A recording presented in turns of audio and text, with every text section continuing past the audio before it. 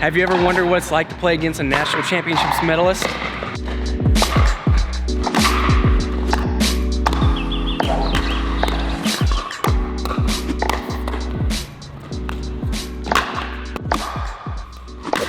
Now that we know what that could look like, I'm here with Michael Roenigk, who recently competed in the 2021 Margaritaville USA Pickleball National Championships. And congratulations are in order, I hear.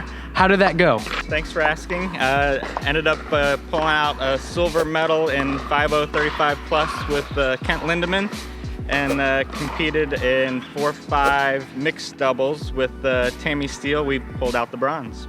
Awesome, congratulations. Preparing for that event, what did that look like for you?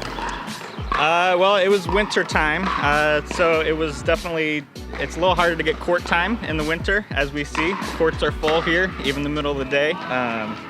So I would have liked to do more drilling, but just limited court time, just try and get as many match play opportunities with both my partners as possible.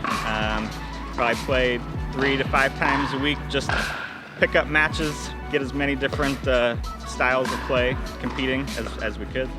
For those of us who have not been to Indian Wells Tennis Center, what is that like? What's the energy like, and what is the vibe when you go to check in? It is the most professional type of atmosphere.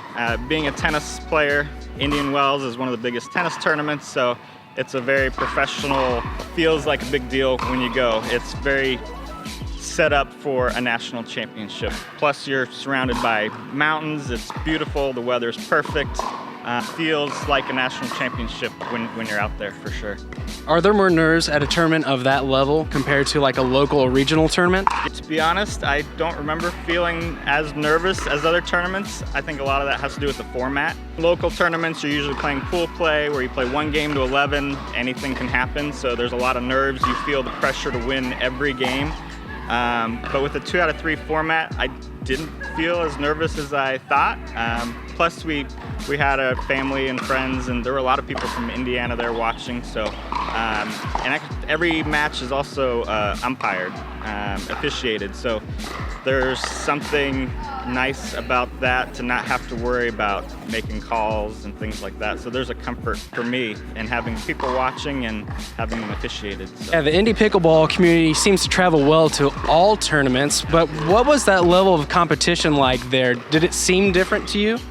It didn't seem higher. I think Indy has a great pickleball community, lots of great players. It's growing all the time. There's a lot of high-level players that have taken up pickleball that used to be high-level tennis players. So the level wasn't necessarily higher, but there's so many different backgrounds and people playing pickleball. It's a lot of matchups. So the guys we lost to, I think, had ping pong backgrounds. So they just came up with shots that just don't see on a normal basis. So ultimate level, no, but so many different styles and backgrounds that it's a lot about matchups. You spoke about traveling with family, so Yep. What was that like, and what did you do in your downtime? Yep, it was a great little getaway in the middle of the winter for my wife and I. We stayed with my partner and his wife. Lots of great places to eat, lots of great travel places to see. Went to a national park while we were out there on a day off. Just lots of places to go visit and eat.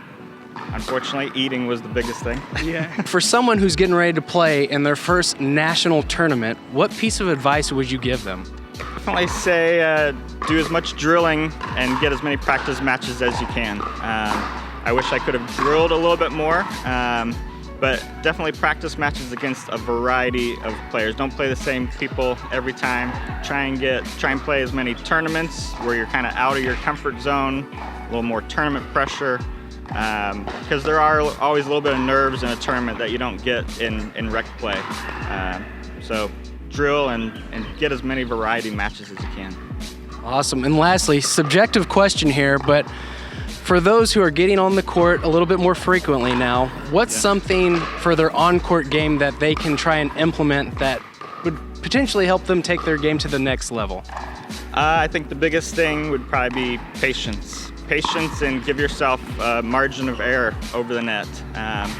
You'd be amazed. I think most points are probably won on errors as opposed to winners. So If you can stay patient, reset maybe instead of trying to hit a winner from your ankles, you'll be amazed how many times that ends up causing error from your opponent. So just have a lot of patience and give yourself some margin. Well, you heard it from the man here first. Congratulations. We appreciate your time. Thanks, Dave.